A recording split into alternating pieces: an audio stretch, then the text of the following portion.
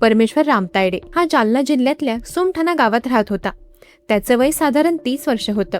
त्याच्यासोबत पत्नी मनीषा आणि कुटुंबातील इतर सदस्यही राहत होते. त्याच घरात परमेश्वरचा सक्का लहान भाऊ रामेश्वर तायडेही राहत होता.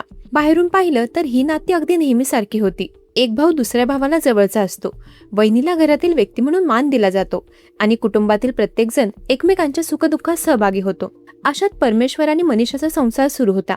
घरातील जबाबदाऱ्या, रोजचं काम आणि कुटुंबाचं आयुष्य अशाच पद्धतीने पुढे जात होतं. दुसरीकडे परमेश्वरचा लहान भाऊ ज्ञानेश्वरही याच कुटुंबाच्या संपर्कात होता. सुरुवातीला या तिघांच्या नात्यामध्ये काही वेगळं दिसत नव्हतं, पण काळ जसजसा पुढे गेला तसतशी मनीषा आणि ज्ञानेश्वर यांच्यात जवळीक वाढल्याची माहिती पोलीस तपासात समोर आली. ही जवळीक नेमकी कधी वाढली, त्याची सुरुवात कशी झाली याची सविस्तर माहिती सार्वजनिक वृत्तात स्पष्टपणे उपलब्ध नाही. मात्र पोलिसांच्या तपासानुसार पुढे या दोघांमध्ये प्रेम संबंध निर्माण झाले आणि या संबंधांमध्ये परमेश्वर अडथळा ठरत असल्याचं समोर आले. इथूनच या साध्या वाटणाऱ्या कुटुंबाच्या कहाणीने वेगळं वळण घेतलं. गावात एखाद्या घरात काही वेगळं सुरू असेल तर त्याची चाहूल आसपासच्या लोकांना लागतेच. या प्रकरणातही मनीषा आणि ज्ञानेश्वर यांच्या संबंधांची कुणकुण काही गावकऱ्यांना असल्याचं वृत्तात नमूद करण्यात आलं आहे. मात्र परमेश्वरच्या आयुष्यात पुढे काय होणार आहे याची कल्पना कुणालाच नव्हती. एकीकडे पती पत्नीचा संसार आणि दुसरीकडे त्याच कुटुंबातील दोन व्यक्तींमध्ये निर्माण झालेलं नातं.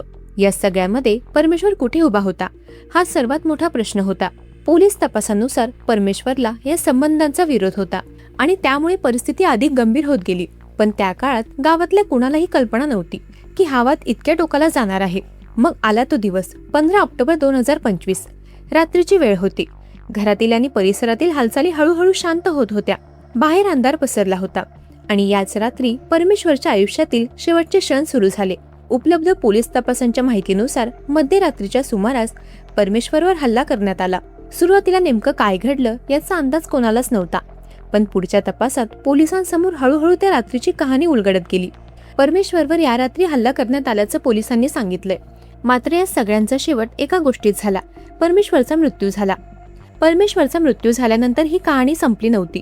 उलट खरी रहस्यकथा तिथून सुरू झाली होती. कारण मृतदेह घरात किंवा घटनास्थळी ठेवून देण्यात आला नाही.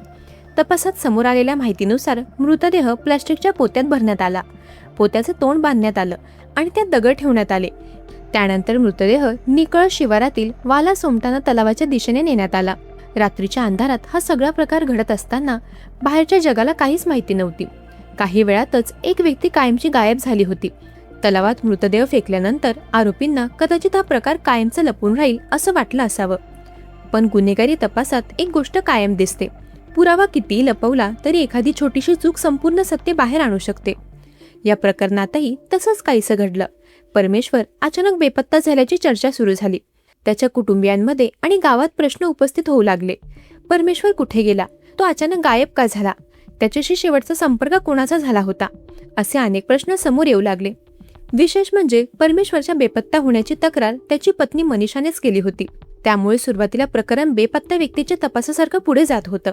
पण दिवस गेले आणि परमेश्वरचा काहीच ठावठिकाणा लागला नाही. कुटुंबियांकडून मिळणाऱ्या माहितीमध्येही पोलिसांना काही विसंगती जाणवू लागल्या. नंतर निकळस शिवारातील वाल सोमठाणा तलावात एक धक्कादायक दृश्य समोर आलं. पाण्यात एका पोत्यासारखी वस्तू दिसली. जवळ जाऊन पाहिल्यानंतर परिस्थिती अधिक गंभीर असल्याचं लक्षात आलं. पोलिसांना माहिती देण्यात आली आणि बदनापूर पोलीस घटनास्थळी दाखल झाले. तलावातून बाहेर काढण्यात आलेल्या पोत्यात मृतदेह होता. मृतदेहाची अवस्था पाहता हा साधा अपघात किंवा पाण्यात बुडण्याचा प्रकार नसल्याचा संशय निर्माण झाला. पोलिसांनी पंचनामा करून तपास सुरू केला आणि काही वेळातच त्या मृतदेहाची ओळख पटली. तो मृतदेह दुसऱ्या कोणाचा नसून सोमठाणा येथील परमेश्वर रामतायडे याचा होता. आता तपासाची दिशा पूर्णपणे बदलली होती. परमेश्वर बेपत्ता झाला होता. त्यानंतर त्याचा मृतदेह तलावात सापडला होता आणि मृतदेहाला पोत्यात भरून दगड बांधण्यात आले होते. म्हणजेच कोणीतरी जाणीवपूर्वक याचा मृतदेह लपवायचा प्रयत्न केला होता. परमेश्वरच्या वडिलांनी दिलेल्या तक्रारीवरून बदनापूर पोलीस ठाण्यात खुनाचा गुन्हा दाखल करण्यात आला. पोलीस निरीक्षक MT सुरवसे यांच्या नेतृत्वाखाली तपास सुरू झाला. आता पोलिसांसमोर एकच मोठा प्रश्न होता, परमेश्वरचा खून नेमका कोणी केला आणि सर्वात महत्त्वाचं म्हणजे त्याचा मृतदेह तलावात नेऊन फेकण्यामागे कोणाचा हात होता. तपास करताना पोलिसांनी परमेश्वरच्या जवळच्या व्यक्तीकडे लक्ष केंद्रित केलं. कारण बाहेरचा एखादा अनोळखी व्यक्ती अचानक घरातील व्यक्तीला संपूर्ण मृतदेह लपवेल यापेक्षा जवळच्या व्यक्तीला या सगळ्या गोष्टींची माहिती असण्याची शक्यता अधिक होती. त्यामुळे पोलिसांनी कुटुंबियांची चौकशी सुरू केली. त्यात परमेश्वरचा सक्का भाऊ ज्ञानेश्वर आणि त्याची पत्नी मनीषा यांची विचारपूस झाली. सुरुवातीला दोघांकडून मिळणारी उत्तरं पोलिसांच्या संशयाला अधिक बळ देणारी ठरल्याचे वृत्तात नमूद आहे. पोलिसांनी दोघांना ताब्यात घेऊन कसून चौकशी केली आणि त्यानंतर या प्रकरणातील एकामागून एक धक्कादायक गोष्टी समोर येऊ लागल्या. चौकशीत पोलिसांसमोर जे चित्र उभं राहिलं ते आणखी धक्कादायक होतं. परमेश्वरची पत्नी मनीषा आणि त्याचा सक्का लहान भाऊ ज्ञानेश्वर यांच्यात प्रेमसंबंध असल्याचं पोलीस तपासात समोर आलं. म्हणजे ज्या व्यक्तीवर परमेश्वरने विश्वास ठेवला होता त्याच घरातील 2 व्यक्तींमध्येच त्याच्या नकळत असं नातं तयार झालं होतं, असा पोलिसांचा दावा होता. आणि याच नात्यात परमेश्वर अडथळा ठरत असल्याचं तपासात समोर आलं. हे संबंध लपवण्यासाठी आणि परमेश्वरला मार्गातून दूर करण्यासाठी दोघांनी कट रचल्याचं पोलिसांनी सांगितलंय.